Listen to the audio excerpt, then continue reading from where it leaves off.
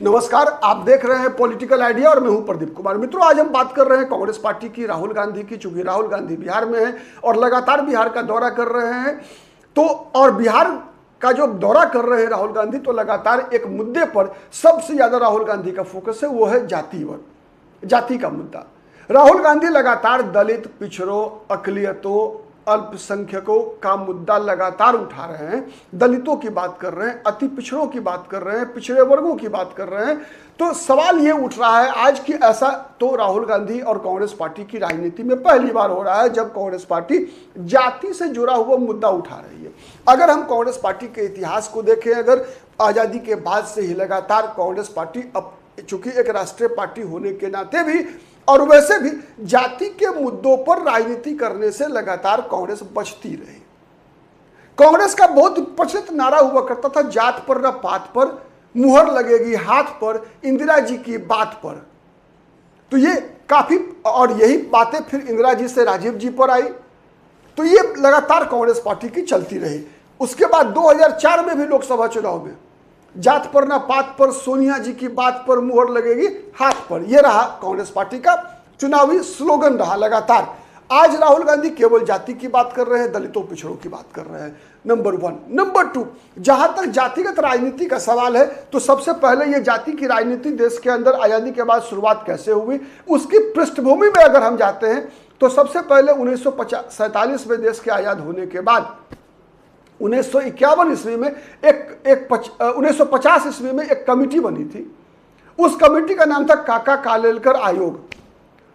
यह कमेटी इसलिए बनी थी कि इस देश के अंदर सामाजिक और आर्थिक, सामाजिक और शैक्षणिक रूप से पिछड़े हुए वर्गों की पहचान की जाए और उनके डेवलपमेंट के लिए सरकार को सजेशन, जो सुझाव जो है वो सरकार के समक्ष रखा जाए।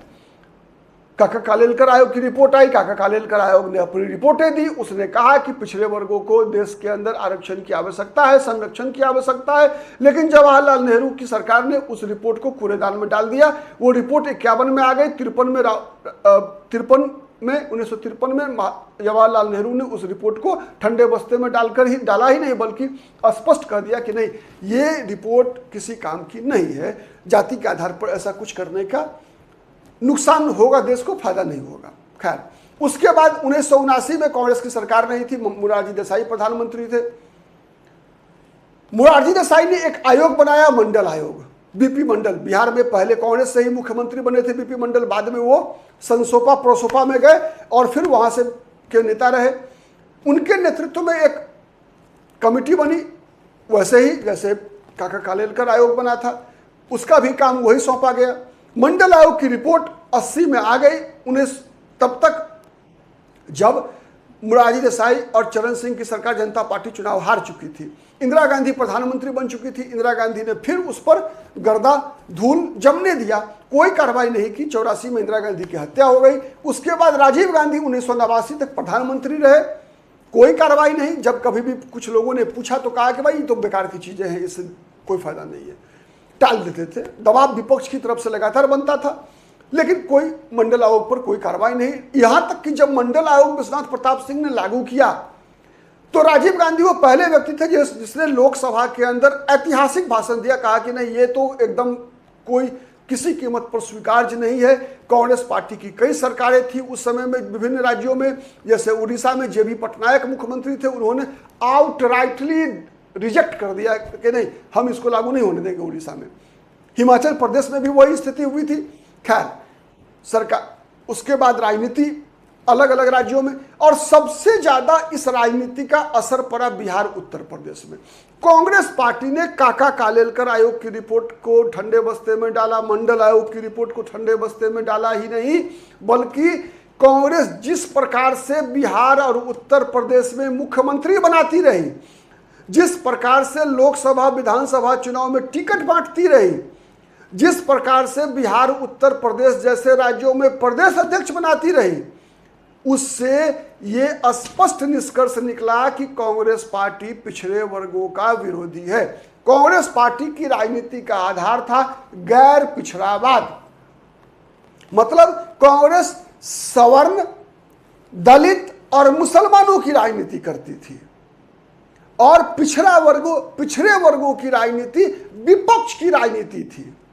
राम मनोहर लोहिया का राजनीतिक कद जो सबसे ज्यादा बढ़ा, उसमें सबसे बड़ा कारण था कांग्रेस विरोध और पिछड़ावाद की राजनीति। राम मनोहर लोहिया ने ही सबसे पहले कहा था पिछड़ा पावे 100 में 60, जिसकी जितनी आबादी उसकी उतनी हिस्सेदारी।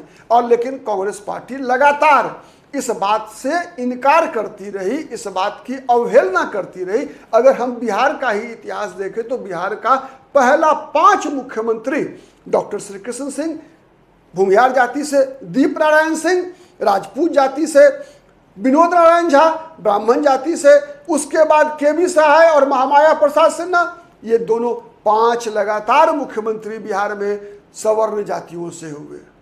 उत्तर प्रदेश में भी वही हाल था, मध्य प्रदेश में भी वही हाल था, राजस्थान में भी वही हाल था। केंद्र की तो बात ही नहीं, केंद्र में तो जवाहरलाल नेहरू ही लगातार थे, उसके बाद शास्त्री जी, फिर इंदिरा गांधी।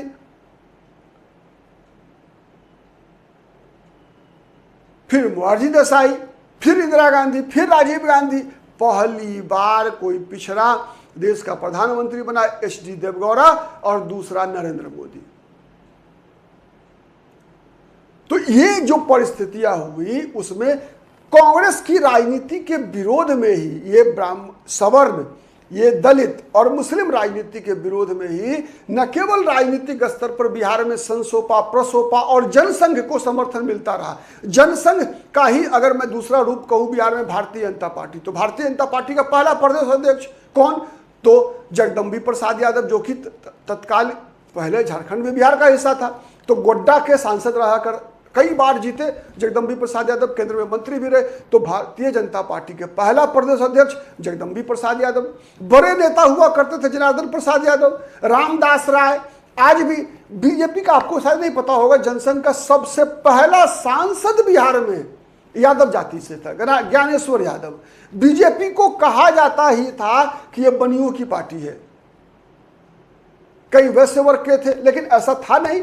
बल्कि तो बने, और संसोपा प्रसोपा की तो बात ही निराली है।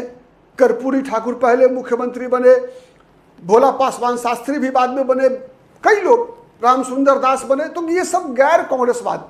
और सामाजिक स्तर पर भी कांग्रेस की राजनीति के विरोध में त्रिवेणी सेना बनी थी बिहार में। 3 जातियों का, चूंकि ये 3 जातियां ऐसी थी जिनकी आबादी और जिनके पास ये क्षमता थी कि वो सवर्ण डोमिनेटेड जो पॉलिटिक्स है उसको चुनौती दे सके, वो त्रिवेणी सेना में आती थी, यादव, कुशवाहा और कुर्मी। तो जनसंख्या के आधार पर भी, जमीनों के आधार पर भी, आर्थिक आधार पर भी ये तीनों पिछड़े वर्गों की सबसे सबल जातियां थी, जिनमें यह क्षमता थी कि सवर्ण राजनीति को, सवर्ण वर्चस्व की जो राजनीति है उसको चुनौती दे सके। और सबसे पहले यही लोगों ने चुनौती दिया। इसीलिए ऐतिहासिक रूप से देखेंगे कि ये 3 जातियां और वैश्य वर्ग ये लगातार एंटी कांग्रेस रही चरित्र में। कभी भी कांग्रेस पार्टी की राजनीति में ऐसे इन जातियों से नेतृत्व नहीं उभरा, और उभारा भी गया तो केवल दिखावा के लिए, सिंबॉलिक, प्रतीकात्मक रूप से।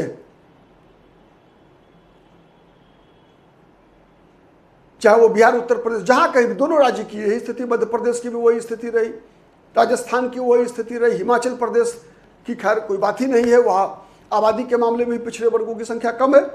खैर, तो जो भी स्थिति रही, तो ये लगातार चला। पश्चिम बंगाल में भी वही स्थिति रही। तो हर जगह कांग्रेस केवल और केवल सवर्ण राजनीति करती रही, दलित को साथ में रखा, मुसलमानों को रखा, लेकिन पिछड़ा वर्ग तो कहीं दिखा नहीं कांग्रेस की राजनीति में।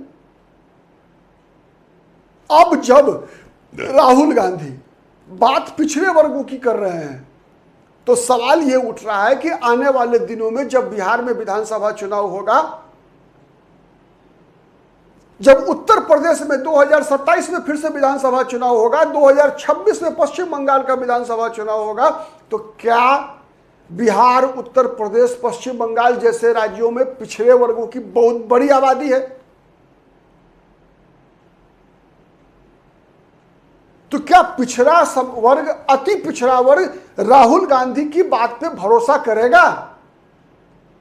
कांग्रेस पार्टी को पिछड़े वर्ग के लोग माफ कर पाएंगे?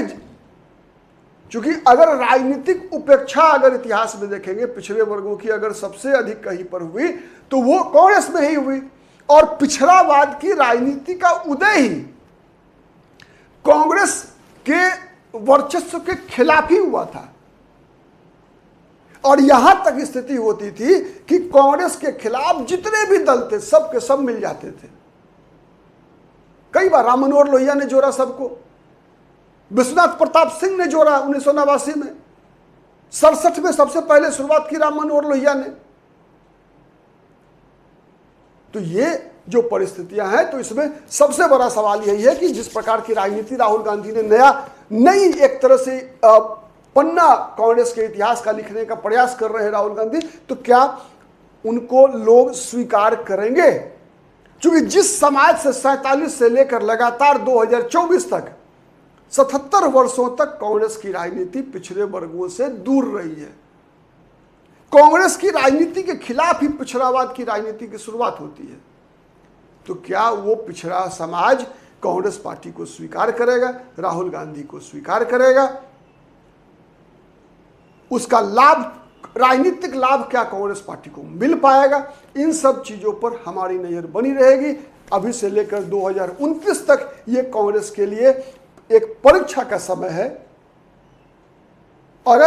और सबसे बड़ी बात मैं एक बार अंतिम में रिपीट कर दूं, कांग्रेस बिहार, उत्तर प्रदेश, मध्य प्रदेश जैसे राज्यों में जो इतनी कमजोर हुई, विशेष रूप से बिहार उत्तर प्रदेश में, उसके पीछे सबसे बड़ा कारण था मंडल आयोग की रिपोर्ट का विरोध करना।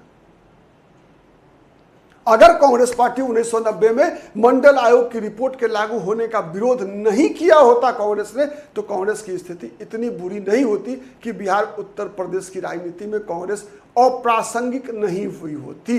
ऐसा व्यक्तिगत रूप से मेरा मानना है। अब देखते हैं कि कितना राहुल गांधी पिछड़े वर्गों के पास जा पाते हैं और पिछड़े वर्गों के लोग कांग्रेस पार्टी को, राहुल गांधी को अपना पाते हैं। आज के लिए इतना ही। बहुत बहुत नमस्कार। जय हिंद, जय भारत।